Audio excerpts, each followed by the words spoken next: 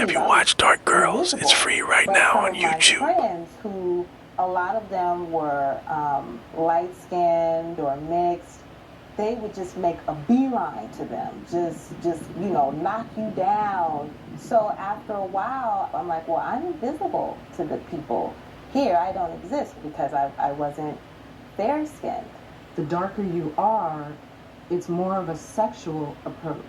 It's more of a relationship without much meaning sort of approach than it is, I could get married to that woman and have a few kids.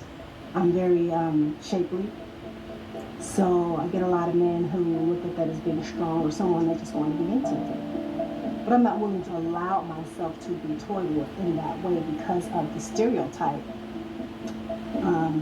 She's shapely, she's dark, okay, it'd be great to have sex with her, something like that, or she's strong, or she can have my babies, or she's strong, as opposed to go out on a date. It's this weird correlation with a darker man wanting a lighter skinned woman and a lighter skinned man wanting a darker skinned woman. More and more I start to see this as a pattern amongst black relationships. It's very rare that you see two black people who are the same skin tone together. I have a problem when black men say specifically they would never date a black woman. I have a problem when anybody says they will never date one particular group because that's just being closed-minded. It's especially hurtful when a black man says that to me because A, either you probably came from a black woman, B, I am a black woman, C, if you have a daughter, she will be a black woman.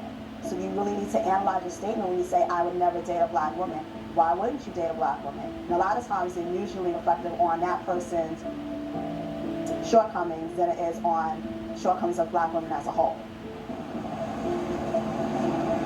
I have a relative who married a white man 25 years ago, and she used to wear hair like mine, straight and everything, and I noticed that she started wearing the natural.